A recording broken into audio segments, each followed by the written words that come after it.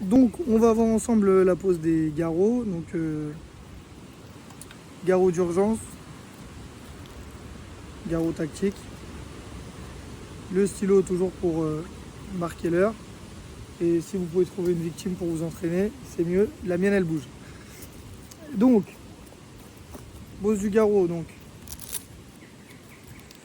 on le dessert. Donc imaginons qu'on a une fracture ouverte là au niveau de l'avant-bras ou du bras. On va venir passer le garrot à l'intérieur. Donc c'est un garrot tourniquet classique. Racine du membre. Donc on va venir serrer fortement. Normalement la personne doit avoir mal. Sinon on sait que c'est pas sérieux. Et donc on serre jusqu'à arrêt du saignement. Bon là, il saigne pas, donc tout va bien. Ensuite, je prends ma montre. Vous avez un petit emplacement pour marquer l'heure. Vous marquez l'heure.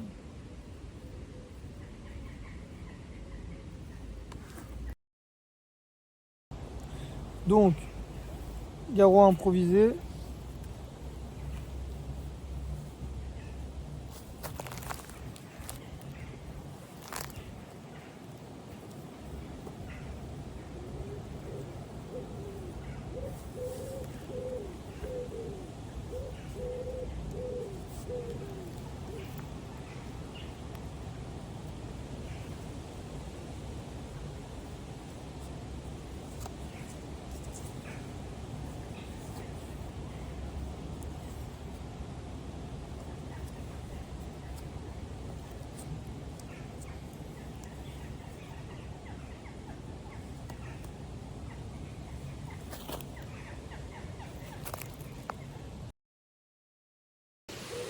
On va voir les plaies au niveau de la tête. Donc plaie au niveau de la tête. Pareil, toujours le même principe. On va venir poser la bande. Au pire, on va dire à la victime de fermer les yeux, même si on peut essayer de remonter un maximum pour ne pas l'étouffer. Tac. Donc oui, vous allez me dire, ça s'en va et ça remonte. Oui et non. Regardez. Une fois qu'on a serré, pour pas que ça bouge, on va venir passer là au niveau du menton. Non, bouge plus. Là, au niveau du menton, juste sous la tête. On repasse au niveau du front. On vient bien comprimer là au niveau de la plaie.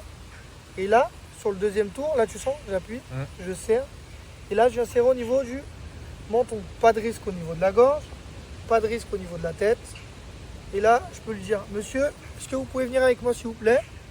Et je peux le faire lever en me libérant les bras sans que ça bouge. Tu peux voir si ça a bougé?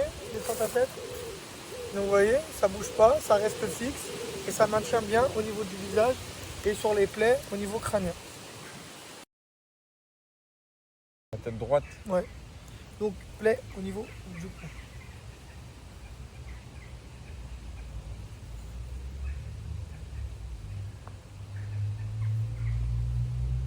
N'aie pas peur.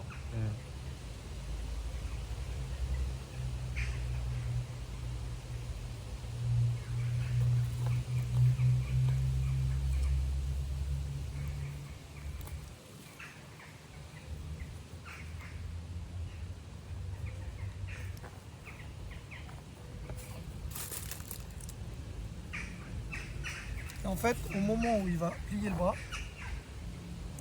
ça va venir comprimer ici, sans que ça l'étouffe. Tu peux parler normalement? Oui. Donc finalement, le but c'est de venir faire simplement un tour, de verrouiller et ensuite de passer sous le bras. On lui demande de soulever le bras.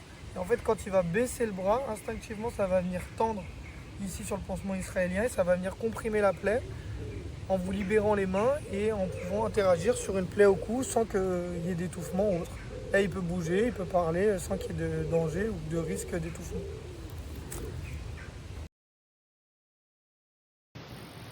Parti.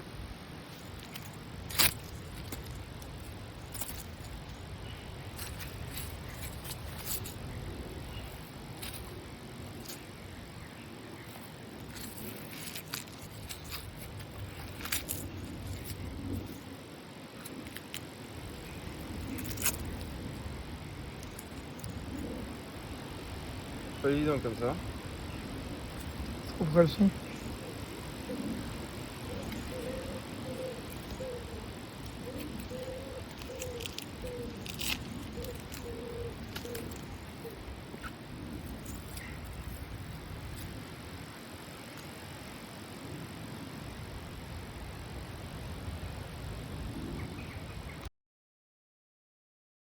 Un peu compris. Donc, le bras.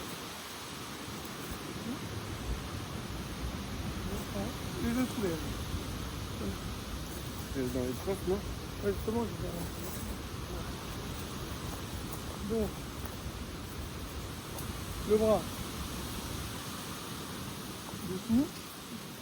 Par-dessus. Je soulève. Je bloque le poignet. Voilà. Donc maintenant, on prend en partant de ça.